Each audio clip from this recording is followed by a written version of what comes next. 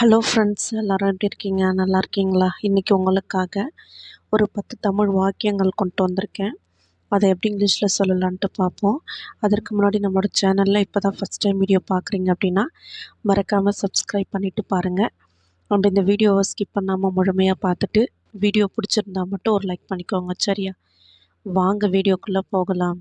இந்த வீடியோ எதை பற்றி இருக்கும் அப்படின்னா, டாக்டரும் ஒரு பேஷண்ட்டும் பேசிக்கக்கூடிய ஒரு கான்வர்சேஷன் பற்றி தான் இருக்கும், சரியா? ஃபஸ்ட்டு சென்டென்ஸு, நான் உள்ளே வரலாமா டாக்டர்? அதை எப்படி இங்கிலீஷில் சொல்லலாம்? May I come in doctor? May I come in doctor இப்படி சொல்லலாம். அடுத்த சென்டென்ஸு, உள்ளே வாங்க. அதுக்கு டாக்டர் சொல்கிறாரு, உள்ளே வாங்க. இது எப்படி இங்கிலீஷில் சொல்லலாம்? Please come in, please come in. அடுத்த சென்டென்ஸு, எனக்கு கடந்த 2 நாட்களாக காய்ச்சல் மற்றும் சளி இருக்கிறது டாக்டர்.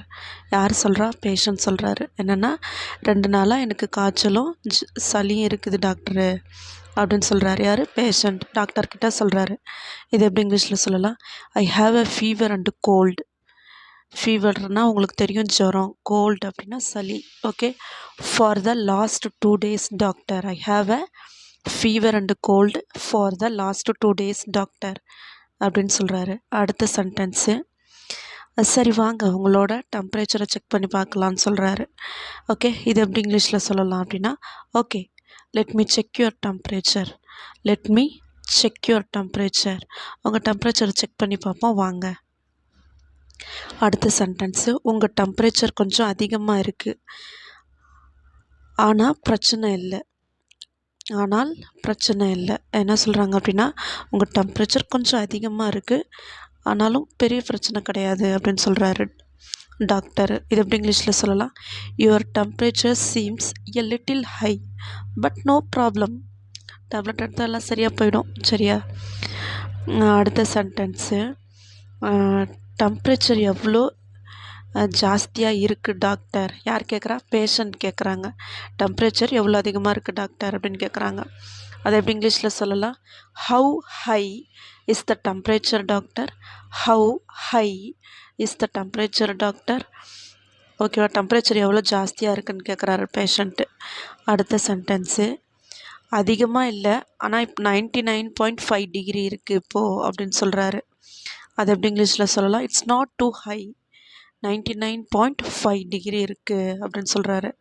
அடுத்த சென்டென்ஸு, நான் ஒரு டேப்லெட் பரிந்துரை செய்கிறேன், எழுதி கொடுக்குறேன், 2 நாள் எடுத்துக்கோ அப்படின்னு சொல்கிறாரு. அதை எப்படி இங்கிலீஷில் சொல்லலாம்?